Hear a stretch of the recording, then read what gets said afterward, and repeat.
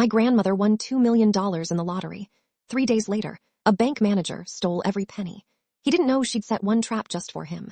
The happiest day of my grandmother's life lasted exactly 72 hours. At 74, Grandma Rose had never owned anything expensive. She lived in the same tiny house for 46 years. She clipped coupons, reused tea bags, and somehow still managed to donate money to the local animal shelter every month. Then one Tuesday afternoon, she won $2 million in the state lottery. The whole town celebrated. Television crews interviewed her. She smiled and said the same thing over and over. "I just want a peaceful life." 3 days later, she called me crying. "I think I made a mistake." I drove to her house immediately. She handed me her phone. An hour earlier, she'd received a call from someone claiming to be the fraud department at her bank. The man sounded professional. He knew her full name, her address, her account number, even the exact amount she'd won. He told her criminals were trying to steal her lottery money. "The safest thing to do," he said, "is move it into a protected account while we investigate." He stayed on the phone for nearly 2 hours. By the end of the call, every dollar was gone. The police were sympathetic. But these scams are almost impossible to solve. The money had already been transferred through multiple overseas accounts. Grandma blamed herself. "I was so stupid." "No, you trusted someone pretending to help." That night, while helping her clean the kitchen, I noticed something strange.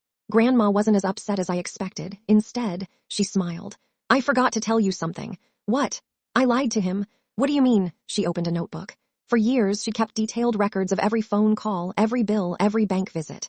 Written on one page was a fake security answer. On another page, a fake middle name. Another page, a fake first pet. Then she laughed. "I've always assumed someone might try to scam me someday. So every security answer I give over the phone is fake." I stared at her. "But he transferred your money." She nodded. "Not all of it." The account he'd emptied wasn't her lottery account. It was an older savings account containing just under $9,000. Her actual lottery money had never been touched. She'd secretly opened another account the day after winning. Only her bank manager knew it existed. The scammer thought he'd stolen $2 million. Instead, he'd stolen less than 1% of it. Even better, because he'd believed he'd succeeded, he stopped hiding. The police traced where the stolen money eventually landed.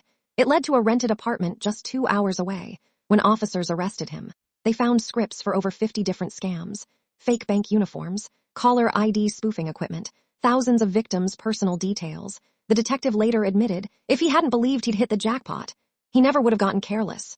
Months later, the scammer accepted a plea deal. At sentencing, the judge asked Grandma if she'd like to say anything. She slowly walked to the microphone. "You spent 2 hours convincing an old woman she was helpless."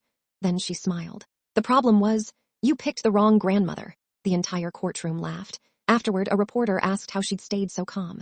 Grandma answered, "When you've lived long enough, you stop assuming everyone is honest. But you also stop assuming everyone is smarter than you."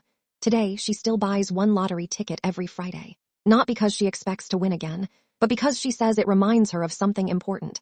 Luck might make you rich, but common sense is what keeps you that way. If someone claiming to be from your bank called and said your money was in danger, would you trust them? Or hang up and call the bank yourself?